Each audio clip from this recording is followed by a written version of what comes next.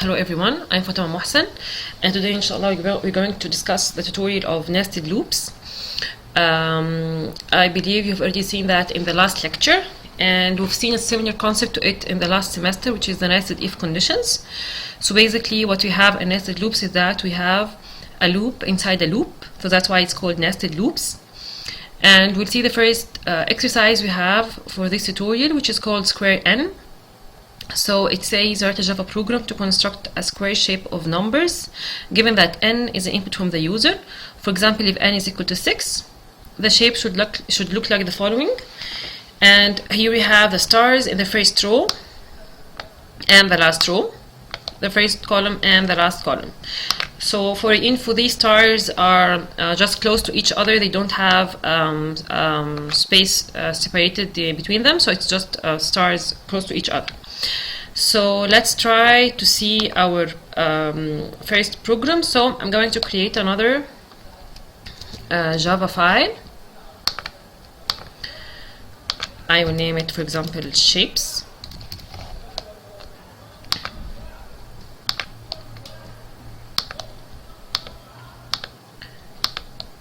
And I can remove these comments, and I will remove this part. And I will start writing my main method. So I will say public static void main string args, and I will write my curly brackets. So I'm going to start with a scanner. I will say scanner sc is equal to new scanner system.in, and before I start drawing the square, I will draw a rectangle. I think you have seen that in the lecture, and then I will do it once more, and then we'll transform our algorithm to another algorithm to draw only the squares. So before I complete writing the scanner, I don't need to forget to write the import that I need for the scanner. So I will just import java util. Either I write .scanner or I write .star. I would use the asterisk or the star, and then I'm going to get, if I'm starting with a rectangle, so I need to know the number of the rows and the number of the columns, which is the length and the width of this rectangle. So I will say, for example, for int m, and I will say equals scanner.next int, and int n equals scanner.next int. If I want to be user friendly and I want the user to know which is the rows and which is the columns, I can just give a message to the user before I get the input. And to do it, I need to do it with a print statement. So I will say here, please enter rows, and then I will get the rows. So I don't want to forget that this is the number of the rows, and then I will take this same statement here and say please enter columns, and then I will get the columns. Of course, we don't need to say that once more. These double backslash, it means it's a comment. Everything in green, it's a comment, so it will not be executed by the Java virtual machine. So now I have the two inputs, which is the number of the rows and number of the columns. And if you can remember from the lecture, we better do it with a for loop. Of course, I can do it with a while loop, nested while loops, but it's better to do it with a for loop because I know the number of the rows that I have, I know the number of the columns that I have, so I better do it with a for loop just to make it more concise. So I will say for int I equal to 1. Of course, I can do it with 0, and I will say with for I less than or equal m and I plus plus. I go for the nested loop, the inner loop, and I will say for int j is equal to 1, and for j is less than or equal to n and j plus plus. what am I going to do? First of all, we need to remember that the outer loop, in the nested loop, the outer loop for it, it traverses over the rows, and the inner loop, it traverses over the columns. If you have a shape, then the outer loop, it traverses for the rows, and then the inner one, it goes for the columns. Okay, so what I'm going to say is I'm traversing for the rows, and then for each row I have multiple columns. So in each column I'm going to draw a star. So I will say system.out.print. If I write print line, okay, let's do it and then we'll delete it. So if I say print line star, something like this, of course this is not the correct code, however we'll go step by step and then we will amend our code. I'll just do it like this. I'm traversing over the rows from 1 to m, and for the columns from 1 to n, and in each step I'm just printing with print line a star. So let's see what I have. If I try to compile my code, so okay, process completed, I don't have any syntax errors. Then I do my run. It says please enter rows. I will say, for example, a number of rows, I will say 3. Enter columns, I would say 6, for example. So what happened is I've got 18 star, which is actually the 3 by 6. However, they are separated by lines. They are not in this rectangular shape. So this is why. This is because here in the print statement you used print line. So each time it printed a star and then it went down one line. Of course, this is not correct. So what you need to do is to remove this print line. However, if you just keep it like this, we'll have another problem. We'll see it as well. I will try to run again. Please enter rows. I will say 3. Columns, I will say 6. Now we have this 18, the same 18 stars. However, they are in only one row, which is not the thing that I need. What I need is to print 6 stars for the 6 columns, and then go down one line to another row. Print 6 stars and then go down one line. To do this, then I will need to finish the columns printing the stars and then go down one line. This is done with a separate system.out.print statement. Actually, it's a print line statement to go down one line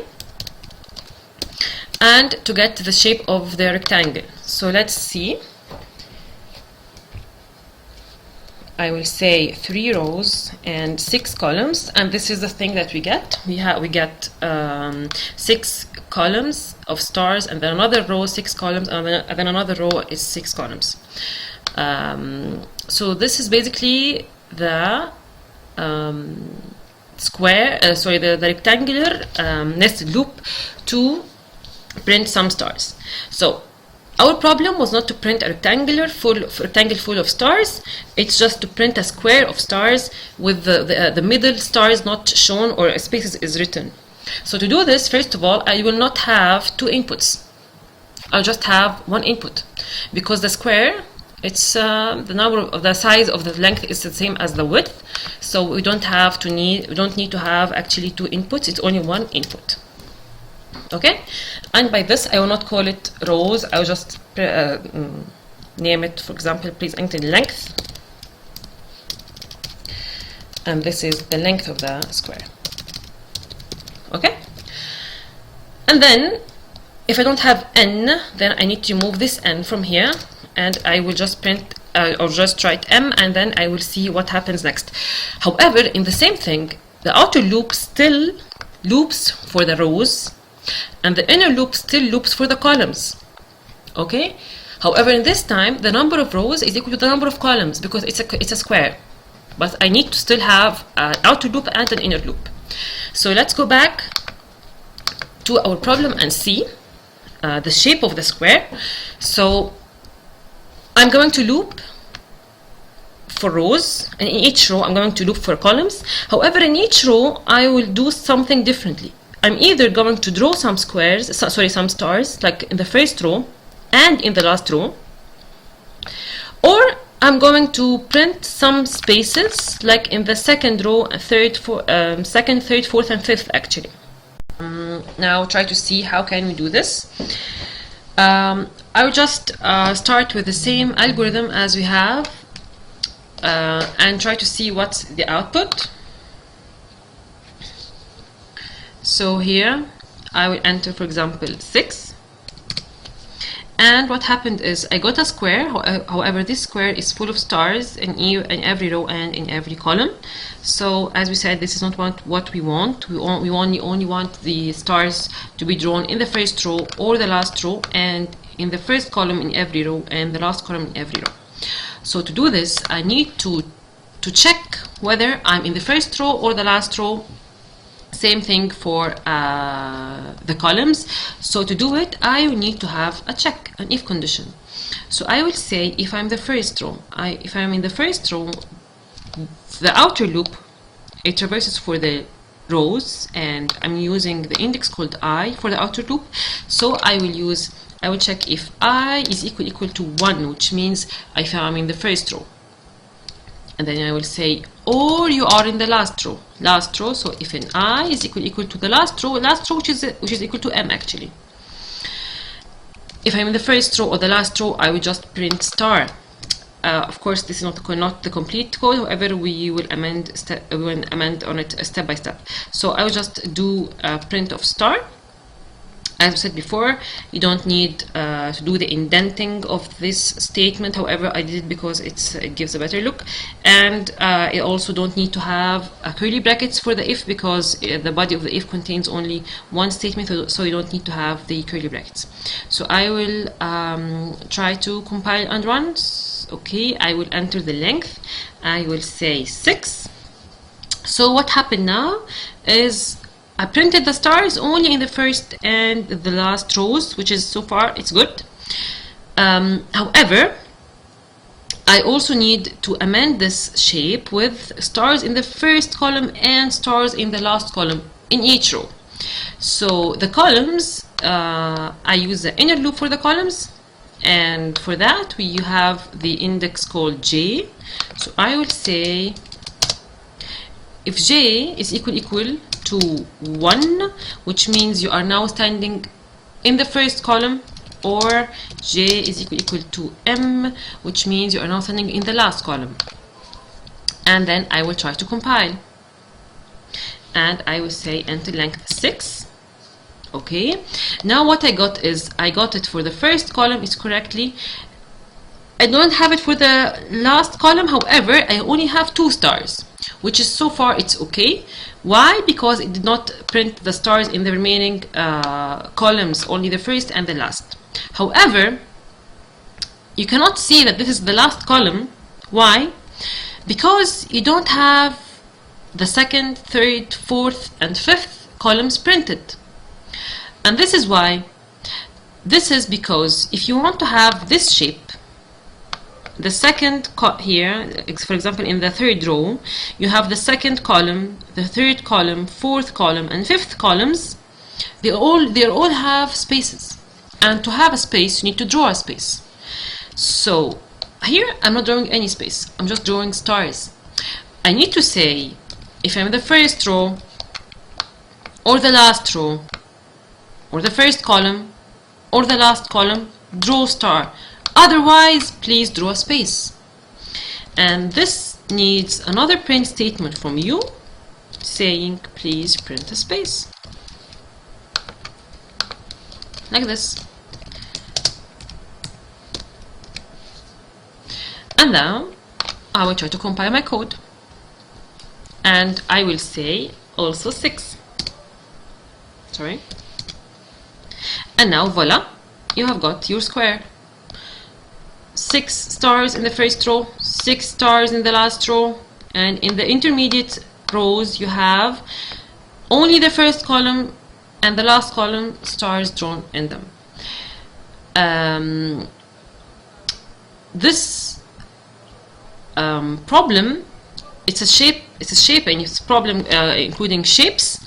And what I want to say is nested loops are not used only for shapes. And you can use nested loops for printing rectangle, for printing a square, for printing even a circle, however a triangle as well. However, nested loops are not only used for shapes, they can also be used for handling numbers, handling strings, and moving on. In the last semester you will see other things that need nested loops. However, so far this example actually we used nested loops for it. Okay, I hope you don't have any problems so far, and now let's move on to the next problem that we have. So before going to the next question, I would like to give you some very useful methods for strings, used for strings, and it's very nice. So you see how you can deal with the string differently, and let's try to have some examples. So for example, if I say hello GUC, okay, let this one be my string. I will not use scanner, I would just want to have a solid fixed string so far, and I will apply some methods on this string. So the first method that we used with that, it's called the length method, and it gets you the length of the string. So I will say int n is equal to input.length. The length method, you call it on the string and it returns an integer. That's why we sort in an n. So if I want to print the output of this method, which is the length method, I would say set under print line n. Okay, and then let's move step by step and see what happens. Okay, I have an error. Why do I have an error? I stop, I'll compile first. Oh yeah, I have an additional curly bracket. Okay, and then I run. So it counts hello, it's 5 letters, space 6 letters, 3 for the GUC, then it's 9, and this is the output that we get as we see here. So let's move forward. If I want to get any character in the string, so I will say char, for example, C is equal to input dot, the method is called char at, I would say for example 0, and this is the first character in the string, in any string actually, and I would just print it. I will here print C, and then I would be expecting H capital, and this is what you get. I can comment this one. Next thing, if you want to get, for example, if I want to get the last character, how would I say it? I will say input.char at, say this one, the last character is at which index? It's at the index length minus 1. So I would say input.length minus 1. Now I should be getting the C capital, and this is what we get. Okay, of course you could have stored this number in another integer and then you substitute in it in the string, in this method. Sorry. Perfect, we can move on. I will comment this one, and the next method is very useful, and you will need it in many of the string problems, is that if you want to check whether a string is equal to a string, if you want to check whether a string is equal to another string, we don't use the equal like we do with numbers and characters and boolean. We use another method, and it's called dot equals. Okay, so to do with this, you need to have another input, or another string. So I can say input, for example, 2, and I will make it hello, only hello. Okay, so first string is called hello GUC, second string is called hello, and now I want to check whether the first input input 1 is equal to input 2. So to do it, we use dot equals method, and usually we do it in an if statement. So you say if input dot equals, it's a method, you give it the second string in the brackets. The equals, the dot equals method, it's a Boolean method. It returns a Boolean variable. So the output of this method is either true or false. It will be true if these two strings are typically the same, and it will give false if these two strings are not the same, even if there is a difference only in one character, or there is difference in the case. For example, if a string is uppercase and the other one is lowercase, it will give you also false. So I will check if input is equal to if input equals input 2, this method, if it returns true, this means that the two inputs are equal. So if they are equal, for example, I can say print okay, else I would say print not okay. Okay. Okay, so let's try to compile this one and let's try to run. What are you expecting? Of course, I'm expecting not okay, because the two strings are totally different. They are different. This one is called hello GUC and this one is called hello, so they are different. One thing I would like to say is that by default in Java, like what we had in Python, if whenever you are checking on a Boolean variable or a Boolean method, you can remove the equal true and Java completes it automatically. So most of the solutions you will be using, you will see, is that we say if input equals input 2, equal what is equal true, and the Java completes it on its own. I don't have to write it. If you run this one once more, we will have the same output, which is not okay. Perfect.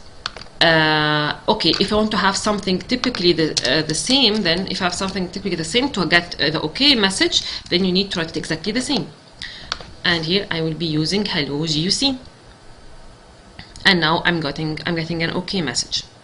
Okay, perfect. What about if I have this is called hello with an H small and all the other characters are exactly the same? As we said before, dot equals method, it's a case sensitive method. It's a case sensitive, which means it really cares about the case sensitivity of each character in the two strings. So it found that here H is capital, here H is small, so both strings are not equal, and that's why it printed not okay. We have another method. If you really don't care about the case sensitivity, if you don't care about it, then you can use another method which is called equals ignore case. Ignore case, it means only check whether the content of the characters are the same, independently of their case sensitivity, which means if you have an H capital and H small, both are H, then print yes okay. So the method here, I will not be using dot equals, I can use dot equals ignore case. Okay, and let's try to see what happens. Sorry, equal ignore case.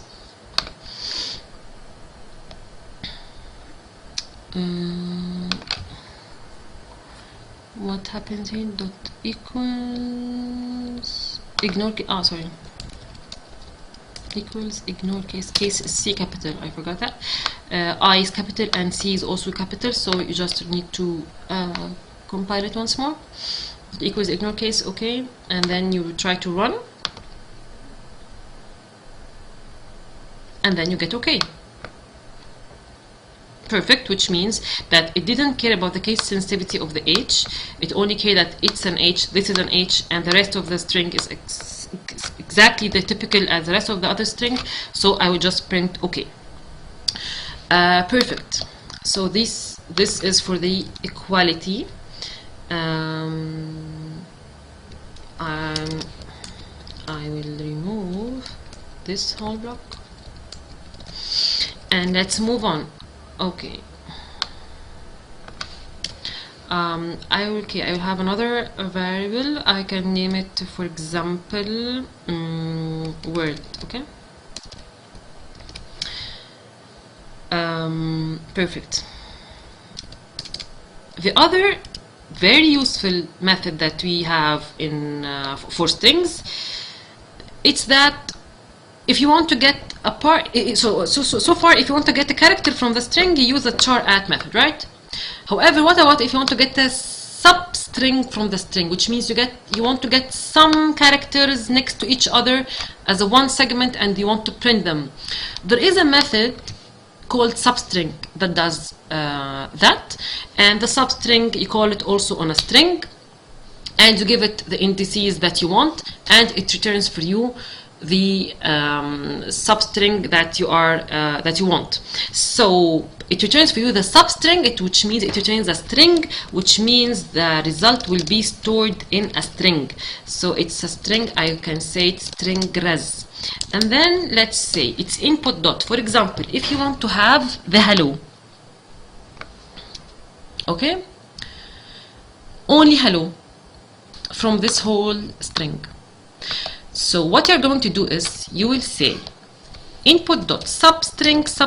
All the method is of a small characters, small letters. Input dot substring of it's a method, so we give it a bracket, and you need to specify the indices that you want, from which limit to which limit. So I want from the first character till, let's count, this is character 0, character 1, character 2, character 3, character 4. You want from 0 to 4. However, this method is the upper limit is an exclusive limit. So if you want from 0 to 4, you actually write from 0 to 5. Okay, because this limit is exclusive. And I will come here and I'll just make a print for the res. Okay, and then let's try to compile this. Okay, it compiles correctly, and then let's see the output. The output is just hello, and if you click on it, it's only hello without the space. Okay, it's only hello till O. If you have written here 4, so this means that it will get from 0 to 3, because 4 is exclusive. 0 to 3, which means 0, 1, 2, 3. So I will not be getting hello, I will just be getting hell, and we'll see the output is exactly what we said. Okay, so perfect. There is another method for the substring.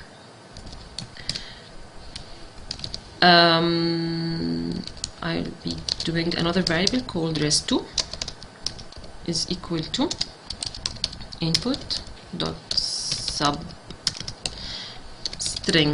The other method for the substring, it takes only one parameter, it takes only one index, and it gets you the characters starting from this index that you are mentioning till the rest of the string.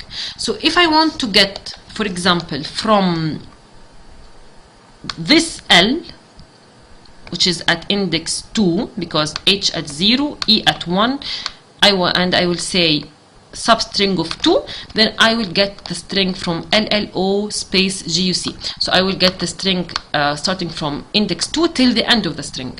Okay, and now I copy this one, and now if I just print here res2,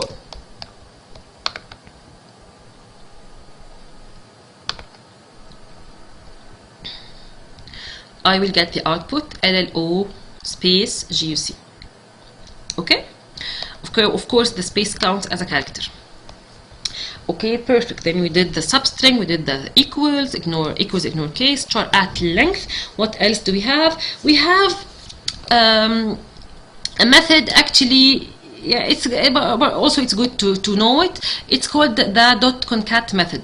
So if I have two strings and I want to concatenate them, you can do it with the plus operator, as we've done before in all of our problems. However, there is the .concat method that you can use. The .concat method, you concatenate two strings together, and of course the output will be another string. So the output of the concat is also a string. So I will say, for example, res3 is equal to, if I say input.concat, concat will give it the other string variable that you want to concatenate. And now I would say print res3. So I say input.concat input2. So I'm putting input and then input2, and then I'm just printing the output. So I'm going to compile and then run. And then you will find hello GUC world. There is no space between GUC and world because there is no space here and there is no space here. So everything will just be concatenated. Of course, if you switch the order of input and input 2, then everything will be switched. For example, if I say this is input 2 and this is only input, and then you compile and run, you will get it in the other order, which is world hello GUC. Okay? It's a good to mention method, because if you can see it in any of the problems in the solution, or if you see it in the exams. Okay. There is another method which is also important. It's called compare to. So let's try to have an example for it. However, I will just have an easier string here. I will just use hello. I will use hello and world, and then I would say I will let you guess what compared to a method gets as an output, and I will do it with a print statement. I will say print input dot compare to T capital the other string, which is input 2. So I say input, or the first string, dot compare to the other string, and then I will show you what is the output of this method, and it's something new for you. It's an integer. Compared to, it's an integer. It returns an integer number. Okay. Actually, you don't need to care if this number, what number is it? Okay, you only need to know whether it's a positive number, or actually, if it's 0 or it's not a 0 number. What happens in this method? It happens is that it checks whether, it's another method to check whether the two strings are equal. So if I say hello and world, it gets you a negative number. Actually, it's the difference in the Unicodes of these two methods, because it gets you the order in the dictionary. It's an alphabetical order of the characters. So for example, if you have the same string in both variables, and then you want them to, you put them in the compare to method, it gives you 0. 0 means there is no difference between the two strings.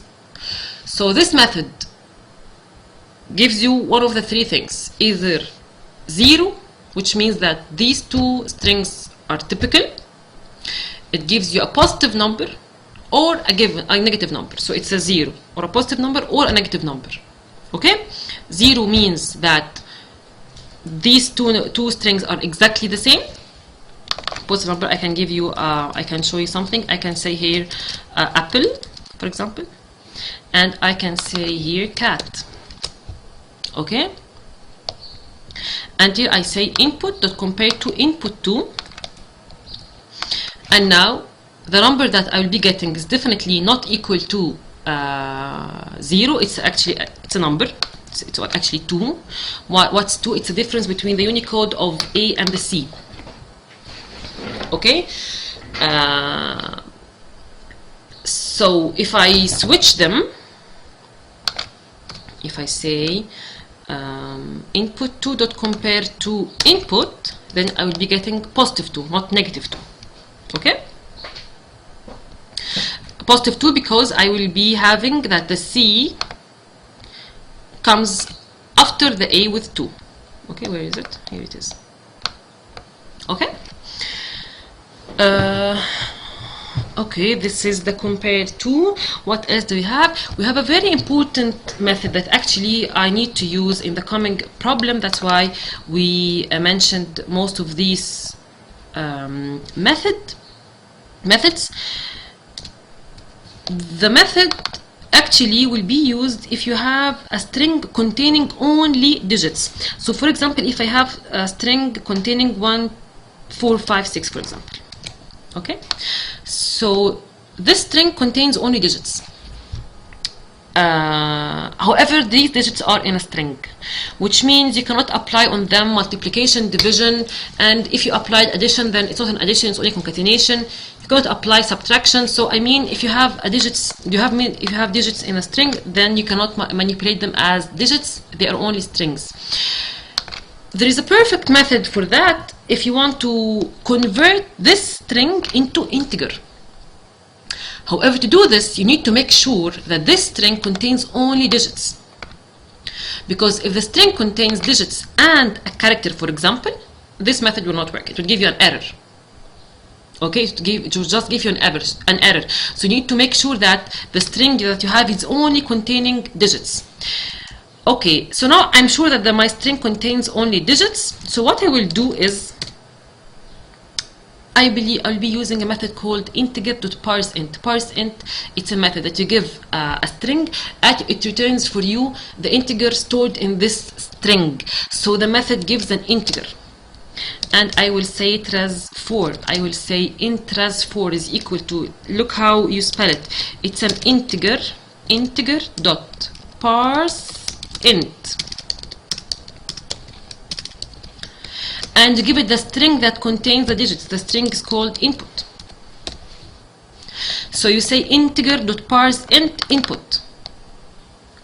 ParseInt, it's a method inside the integer class, and you give it a string. It returns the input. It returns the digits stored in that string, and this string needs to have only digits inside it. Okay. And now I will try to print my res4 and see the output. So actually the string contained 1, 4, 5, 6. So this number is only 1, 4, 5, 6. Of course you cannot see that this is an integer because we didn't do anything. What I can do is I can just add 10 on it. Okay, when you add 10, then it will not be 5, 6. Actually it needs to be 66, and that is exactly what you get. Okay, it's 1466. Okay, that's perfect. Please, you need to remember all these methods because they are very useful for you while handling or manipulating string questions. So now what we'll be doing is that we will solve the other part of the run length method.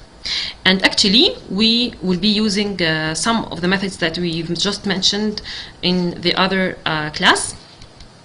And let's see, the problem says, moreover, write a Java program that reverses the compression, which means now if I'm giving you an input with the compressed string, which is the output of the previous one.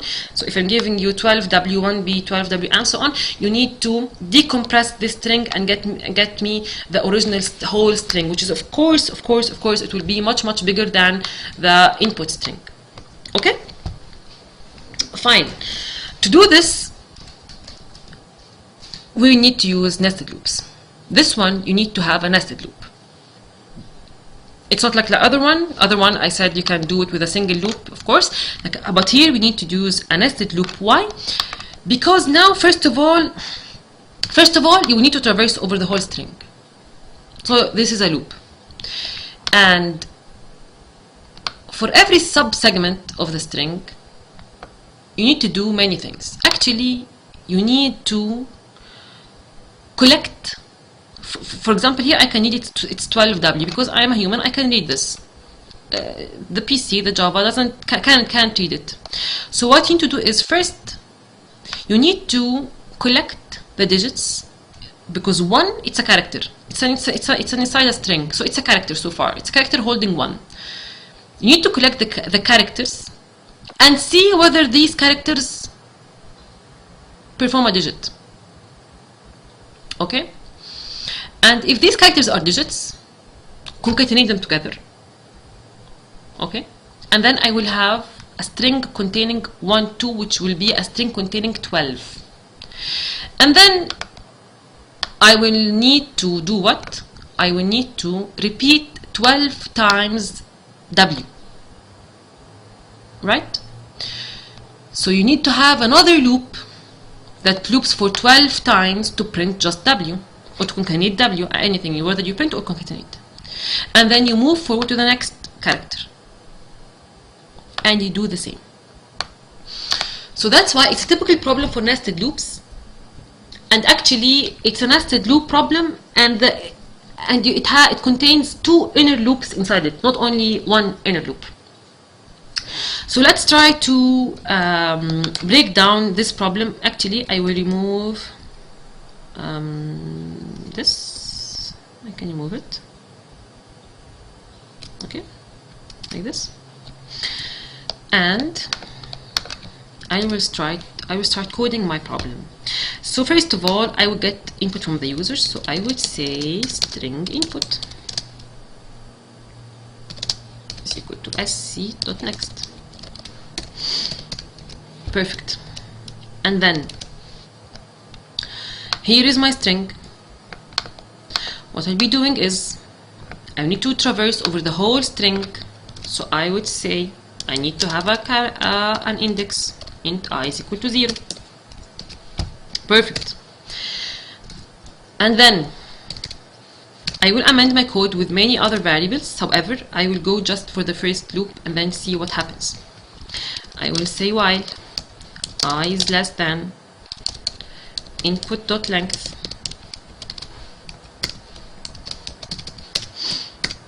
and then let me check. I want to stand on this character. Of course, so far I don't know whether this character is an alphabetical character or is it a digit. Okay, so like before, I will have a variable called char, a variable of type char called current char, and the current char is equal to input dot char at I. Perfect. Now I don't know whether this character is an alphabetical character or is it a digit. I can do it with an if statement. I can check that. Okay. However, if it's a digit, I need to do what? Do I need to convert it into string? Into an integer and print? No. I need to concatenate to it all other digits next to it, and then convert this string into an integer, and then loop 12 times, for example. So to do this, I need to do what? I need to keep on collecting my nearby digits. I need to be collecting my nearby digits till I find a different character, and this different character is an alphabetical character. So what I want to do here in this loop is that I want to be collecting my nearby digits until I find a character, an alphabetical character, not a digit character. To do this, I will say while.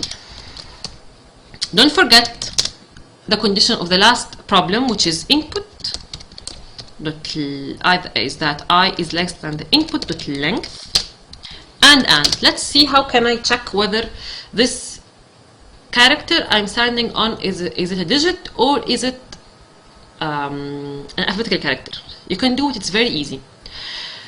I would say if input dot char at I is a digit, it's very easy. You have two options. The first option is that you need to know the Unicode of the digits. The digits, we have digits from 0 to 9. and their Unicodes is from 48 till 57, I believe. So if my input character, if input to char at I is less than or equal 48, which is the Unicode of zero, single character 0, and input dot char at I, is greater than 40 or equal to 48 and is less than or equal 57, which is the Unicode of 9. If this is the case, then I'm pretty much sure that this input character, input to char at I, is what? Is a digit character. If it's a digit character, then you need to do two things. I need to concatenate. Let me remove this one. I need to concatenate this char at I character to what? To a string. Why? Because I want to collect a string of integers. So what I'm going to do is I will be having here a string variable. I can name it string, for example, dig, which means string holding the digits, and I will concatenate on it. Then it needs to be firstly initialized by empty quotes. So I will say here, whenever you find a digit character, add it to the dig string. So I would say dig plus equal input dot char at I. I'm now concatenating this one to the dig, which is the empty quote, and then I want to move to the next character, which is 2. I will move to it once I do I++. That's why I added the condition here. Perfect. Now I will exit this loop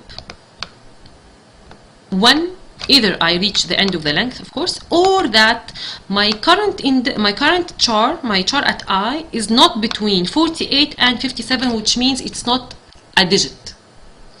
Yes, I would like also to tell you something. If you forget the Unicode of the digits, it's very easy. You can just remove them and you add the digit inside a single quote. I moved 48 and I said input char at I if it's greater than or equal 0 single quote. When you add 0 single quote, it's now comparing the Unicode of 0, which is 48, to this Unicode of the char at I. And I can do the same for 57. I cannot remember, for example, the Unicode for 9. I just add 9 inside a single quote. Okay?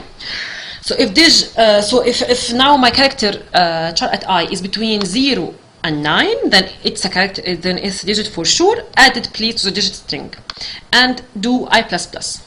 Okay? So I will exit this loop when I reach something like W. The I now is on W. Perfect. Now you have a very important variable which is called dig. This dig, why is it important? Because now dig contains 12, however, inside a string. What do I need to do? I need to convert 12 from string to integer. And I've just said the method that does this. It's an integer parse int method. Integer parse int method, you give it a string and you are pretty sure that this string contains only digits, and it will convert the digits into this string digit into a number digit. A number. Okay? So what I can say here, I can add int num, or I can say int count. I can do this equal to 0. Okay? And now I would say count is equal to, look at this, integer dot parse int what? This. Now count contains 12 as an integer. Perfect. Now I have 12 as an integer, which is the count that I want to repeat this character, now the char at I is standing on the W, so I have the W in input to char at I, and I have 12 in the count. What do I need to do? I need to make a loop. The loop does what? The loop loops 12 times or count times to print this W. Or if you don't want to print them, you can just add them, concatenate them in a string, and then you print the string once at the end of your algorithm. I can do the concatenation if you want. I can say string output is equal to empty quotes, and now after getting the count from the digits, I would say I will make a for loop, because I just know that I will start a variable. I can give it j is equal to 0 as long as j is less than count, and j plus plus. Do only one thing, please. Just say output plus equal the character you are standing on, which is W here, which is here now, input dot char at I. Okay? Of course, so far I'm not printing the output. I'm just adding the concatenating the characters to the output. If you want to know where I'm going to print, I'm going to print the output at the end after the outer loop. I can say system.out.print here output. Okay, let's so far run this code and see what we get. And we will actually do some other stuff here. It's not the end of our code. However, let's print. Let's try to compile and see if everything is okay. So for syntax, there is no syntax errors. So let me get this string and see what did we do. What did we get? What do we get from here? I just print.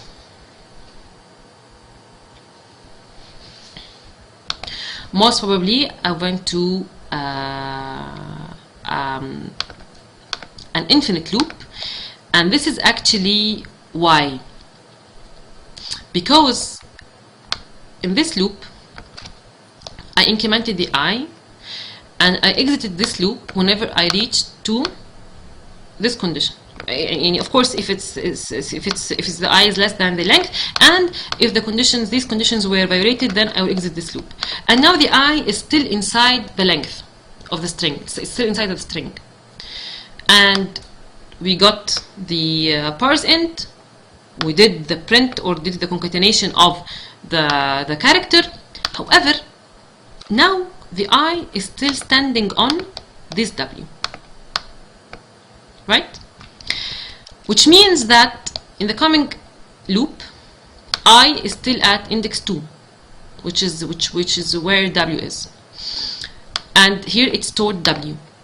Here now it's W, and this loop will not be entered. Why? Because yes, of course, the length is still the I is less than the length. However, this character, which is W, is not between 0 and 9, so I will not enter this loop.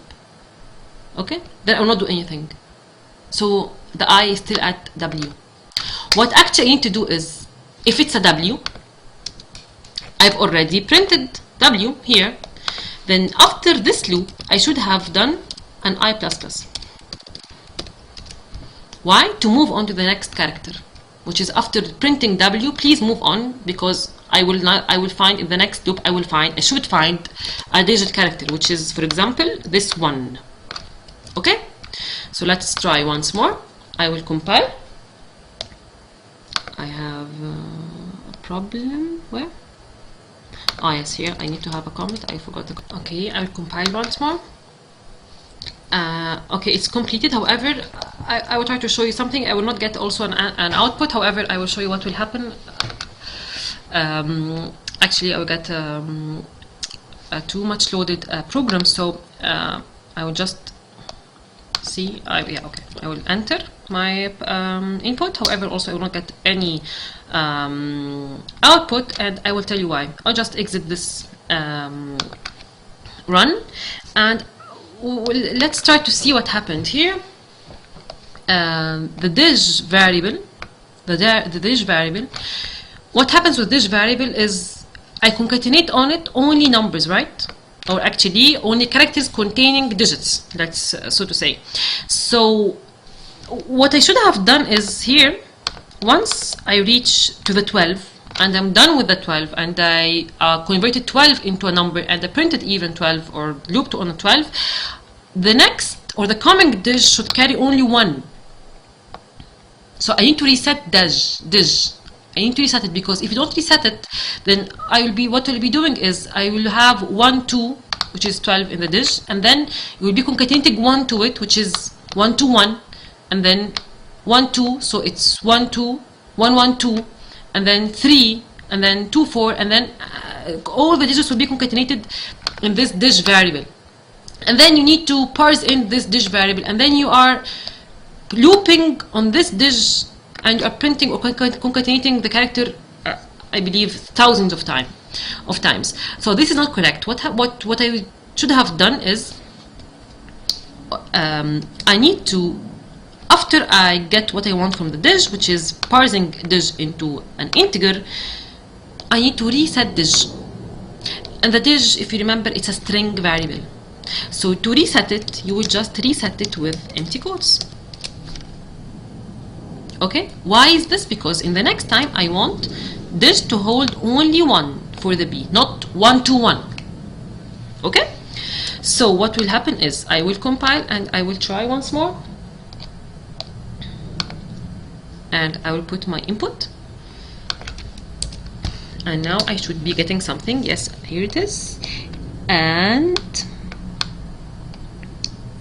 I believe it looks like the one that we need here. It's 3, it's 6, it's 9, it's 12, and it's 12 and it's 14. That it's perfect. It's exactly that what we got here in the output string.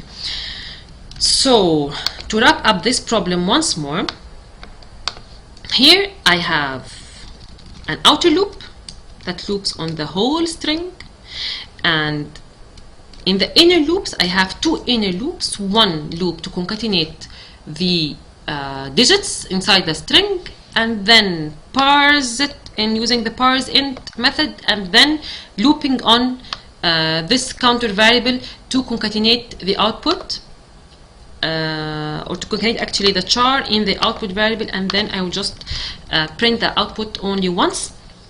Of course, you could have here, instead of concatenating the output, you could have just printed the input char at I, and then you will not be using the output variable, and you will not be printing it at the end of the loop, after the loop actually. However, you can do both cases, so it's dependent on whether you want to have a variable concatenation or you want just to print.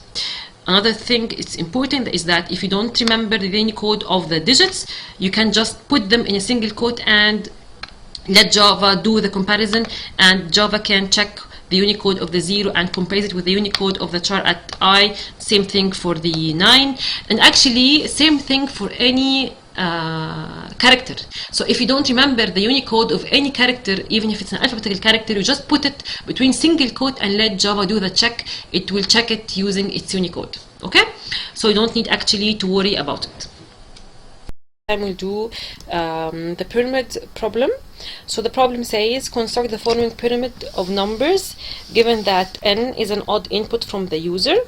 For example, if n is equal to 9, the pyramid should look like the following.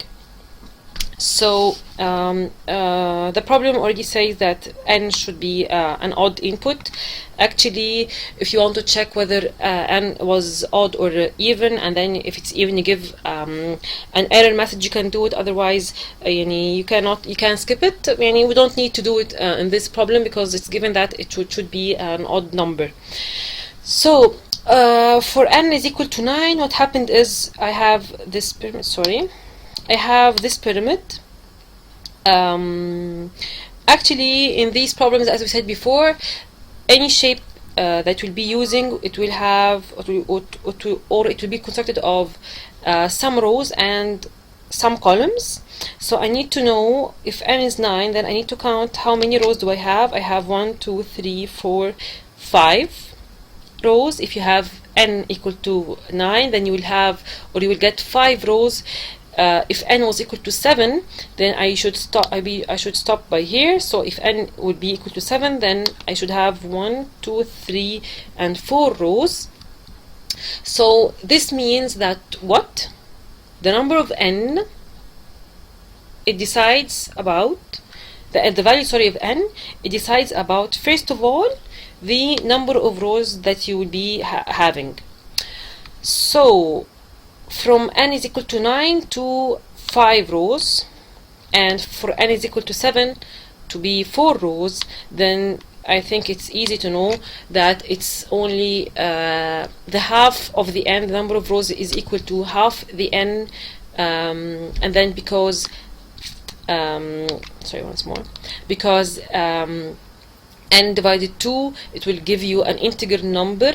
That's why if 9, I divide 9 by 2, it will give me 4, and actually what I need is 5. Then I will be looping for n over 2 plus 1 number of rows. So let's try our first trial for printing these number of rows in Java.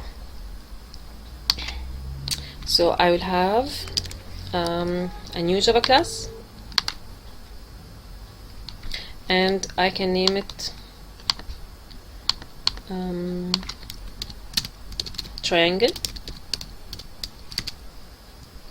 Okay, and I remove this part, and I will remove this part, and as we all know, I will write public static void main string args. And he said that n will be an input from the user, thus I will need to have a scanner. Sc is equal to new scanner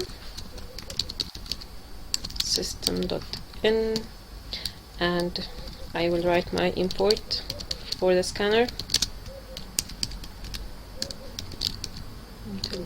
.star, and here I will get my only input, which is int n is equal to scanner.nextInt. Okay, and now my first trial will be that I will have, as we said here, I have n over 2 plus 1 number of rows. For this to be done, then I will have the outer loop. We said before that the outer loop is the loop that corresponds for the number of rows. So for here, I will have for int I equal to 0. I will change this 0 actually in few seconds. I will say as long as I is less than n over 2 plus 1 and I plus plus.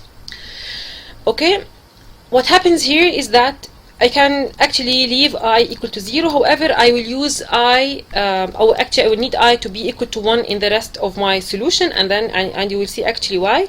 So if I need I to be equal to 1, then I will just need to modify this to 1, and I will need to add the equal operator here in the loop. And then I will start very simple thing. What I will do is just I will print system.out.print actually line. I will just want to check whether if I get 9 input from the user, then I will have only 5 rows, and this is what actually I want to check. Thus I will just check if I input 9, I want to have 5 rows, and then I will continue on my program. So I will input 9, and then actually if you can see we have 1, 2, 3, 4 and 5 rows. Thus this means that at least this outer loop is a correct loop. Then this is good so far. I will remove this print statement and I will continue my code. So the first thing that we have here is that in each row I need to understand what's going on. In each row I have some spaces printed, actually these are spaces, and then some numbers printed, and then some spaces printed, and then some numbers printed, some spaces printed, and then some numbers printed, some spaces and some numbers. In each and every row these things happens. So to know how many spaces I need to write or to print in each row, the simplest thing you can do is that I will go to this one, and then I will check. I go to the bottom of the triangle, my pyramid, and then this one corresponds to 5, my bottom line, and then I will check how many spaces or how many spaces needs to be printed. Actually there will be 4 spaces, which corresponds to the 4 numbers or the 4 digits that are printed at the bottom of the pyramid. So this means that here I should have 4 spaces in the first row and then number 1 printed. And then if you go to the second row, you will find that I will have less number of spaces printed. I don't have here 4 spaces like the first row. Actually what you have here is, if you can see it, this one corresponds to this 4. So this means that on the left hand of the 1 there are only 3 spaces. And then what happened is I have some other numbers. Actually they count from 1 to 3, which means that these numbers are bigger than the first number in the first row, and so on for each row. And if you can see, and as we all know, that whenever you are printing something, I print from the left to right. So this means that in the first row I should have some spaces printed. Actually there are 4 spaces, and then the numbers to be printed. And in the second row, same thing, some spaces printed and then the numbers to be printed. And because you have many spaces to be printed and many numbers to be printed, then you need to have for each thing to be printed a loop. Then I need to have a loop for the spaces, and I need to have a loop for the numbers. Why? Because I print the number of spaces differently than the number of numbers to be printed. Here I printed 4 spaces, but I printed only 1 number. In the second row I printed 3 spaces and I printed 3 numbers. In the third row I will print 2 spaces and I will print 5 numbers. So this means that the number of spaces is different than the number of numbers to be printed. So what I will need to do is I will need to have a for loop, 4 spaces, and then a for loop for the numbers. And the order of the for loops are crucial. Why? Because if you get once back to the pyramid, you will find that the spaces are printed before the numbers. So the order is for loop for spaces and then the for loop for the numbers. The for loop for the space is totally independent than the for loop for the numbers. So which means that they are not nested in each other. However, both loops are nested in the outer loop. Okay? Perfect. So what I will be doing is I will skip this part now. I will skip the loop for the numbers now, and I will concentrate on the loop for the spaces. So for the spaces, in the first row I had 4 spaces. That's good. And these 4 spaces, actually it comes from what? It comes from the thing that 9 divided by 2, it gets you the 4. Okay? So in the next row I need to print only 3 spaces, and then 2 spaces, and then 1 space, and then 0 spaces, which means that in the first row I will print 4 spaces, second row 3 spaces, third row 2 spaces, fourth row 1 space, fifth row 0 spaces. So what I'll be doing is I will have a counter for the space. Okay? And I will make it a static one at the beginning, and then I will modify it once we go step by step in the program. So I will say For int z equal, I said that in the first row it's only 4 spaces, and the 4 spaces came from the n over 2. So I will say for int z equal n over 2. Of course, this part is not yet the final part. However, we will amend it on it later. And this z, it's a big number, right? So what will happen? It's 4, and what will happen is I will need to decrement it. I will do z minus minus. So I will decrement it until what? I cannot reach negative number, right? So I will do something like whenever or as long as z is greater than 0. So I will do for int z equal n over 2, and for z is greater than 0. Do what? Do a print system dot out dot print what? Of course, it's only print. It's not print line, because you are printing on the same line the space, right? Print space. Okay. Actually, you can compile this program as is. However, if you just print space, then you cannot see anything, and you will not be able to see how many spaces were drawn in the console. So what I will do is just that I will put here, for example, in the for loop, or actually I can remove this now. I can comment this one. Okay, and I will print something also static. I can say system dot out dot print, and here I will use print line, for example, star. Okay, and then let's try to see what will happen here.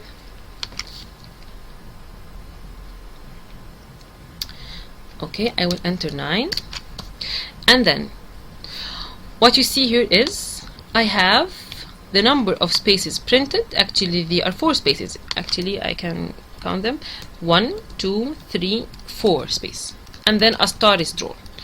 In the second row, 1, 2, 3, 4 spaces are drawn, and then the star is drawn.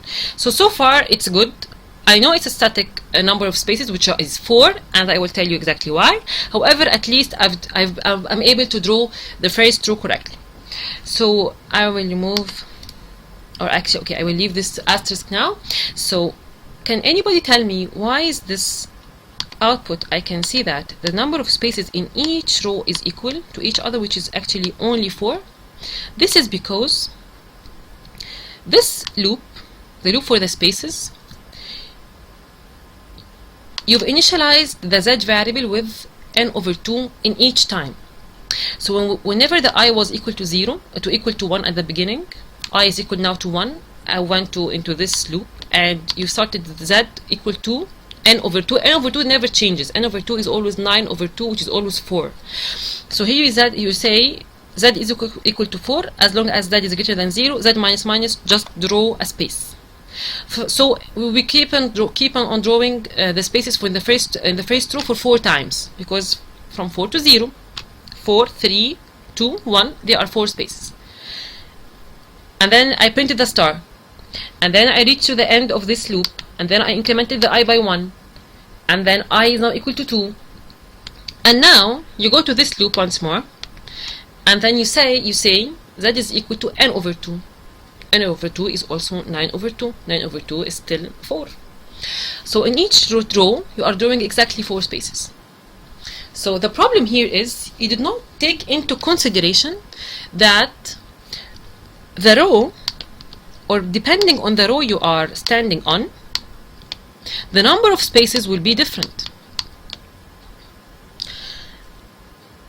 And as long as dependent on the row what I'm standing on, the number of spaces will be different, this means that I needed to have a representation for the row in this part, in this loop.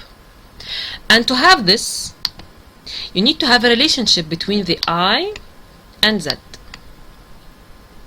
Okay? Why? Because I is the variable that corresponds to the number of the row, and z is the variable that corresponds to the number of the spaces to be drawn.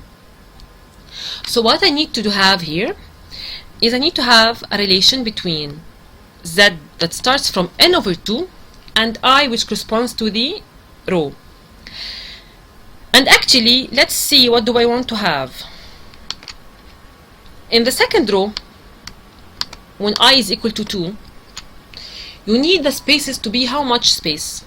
To be only 3 spaces. Then whenever I is equal to 2, I want the Z not to start from 4, I want it to start from 3. So first of all, the Z in the coming row is decremented by 1, right? And the second thing is, whenever you go to the below rows, the number of spaces will be less. So this means that here I will have something like relation between Z and I, and this relation should get me that in the second row, whenever I is equal to 2, I want this Z to be less than 4. So this means that I need to subtract something from n over 2. So I will have a subtraction. Subtraction of what? Subtraction of, I need also to see a relationship, as I said before, between I and Z, and this relationship says that I need to have I in my Z initialization. However, there is a problem. The problem is I starts with 1, and in the first row you need to have 4 spaces. So if you say n over 2 is 4. In the first row, I is equal to 1. 4 minus 1 is equal to 3. Okay? So this means that in the first row they will print 3 spaces, and then in the second row they will print 2 spaces. However, I need actually 1 space extra, so I will say minus I plus 1. Okay? I decrement, or I subtract I, and I need to add another one. This I, why I use this I in the condition, in the initialization, because the number of the row I'm sending on, actually it tells many things about the spaces, and it should be given in the initialization part for the space. So let's try to see this program, how it will give me an output, and then we will continue for the numbers. I will enter 9. Sorry, I will enter 9. Perfect. Now I have a sort of a pyramid here. So I have here 1, 2, 3, 4 spaces. Here 1, 2, 3 spaces. 1, 2 spaces, 1 space, and then 0 space. Then this means that this loop for the spaces is working perfectly, and I'm already done with the part of the printing the spaces. Perfect. What I will be doing is that I will remove this print statement, and I will go once more back to the what happened? Yeah, to the loop for the numbers. Okay. So for the numbers, this nested loop, all it will going to do is that it will just print a number, and actually this number starts from 1 in every row, right? So this means that I need to have a counter that starts from 1 to be printed inside this loop. Okay, so I will have for int, for example, j is equal to 1. Why did I start with 1? Because each row, the number here starts from 1. So I will have j is equal to 1, and actually I will print here j. Okay, and then I will have the condition, which is as long as j is less than something that I will write later, I will do j++. Okay, and then let's go once more back to the problem, and then you need to have the hint that also in each row the number of numbers to be printed is different. It's not a static number. It's not something like if I say j, if you say something like j is equal to n over 2, this is a static thing, right? N over 2, it's always if n is equal to 9, then this condition is always 4. So if I do something like this, if I compile and I have a problem. What is the problem? Compile. I have it's good to tell you that I can show you this error once more. Whenever you get this error, which is you reach end of file while parsing, this error means that there is a missing or an extra curly bracket. Okay, so actually here I have a missing curly bracket, which is this curly bracket is for the nested loop, and this curly bracket so far it's for the outer loop, and this curly bracket is for the main method. So where is the curly bracket for the file, the class file, for the class itself? So actually what was missing here when I was deleting something, it was this curly bracket for the outer loop. I just add it, and I will compile, and I will run once more, and I will enter 9. So first of all, what happened is everything was printed in the same line. Why? Because I have here print and this is print, and actually these are correct. I cannot change this to be print line. I cannot change this to be print line. Actually what I need is only to have a print line statement, empty print line statement, after printing the space and the numbers. So after I finish printing the spaces and I finish printing the numbers, please go and enter one line. So I will compile and I will run, enter 9. So this is what we get, which is j is equal to 1 as long as j is less than n over 2. N over 2 it's equal to 4 because n is equal to 9. 9 over 2 is 4. As long as j is less than 4, and j here starts from 1, so it's only 1, 2 and 3, and that's why only 3 numbers were printed. So I cannot leave this static as is. Actually I need to remove it because the first row actually starts with 1 number, actually not even 3 numbers. So for sure this condition was not correct, correct condition. So what is the correct condition? I will go check. In the first row we needed to have only 1 number. In the second row you need to have 3 numbers. In the fourth row, in the third row, sorry, you needed to have 5 numbers. So actually here I need to see something with I need to see I in the condition. Okay, however, if you leave only I, then you will have a problem. What is the problem? I starts from 1 and j here starts from 1. Okay, 1 is less than 1. No, it's not less than 1. And even if you add the equality operator, then what will happen is, okay, let me tell you what will happen in this one. Even if you add the equal operator, then you will only loop like this.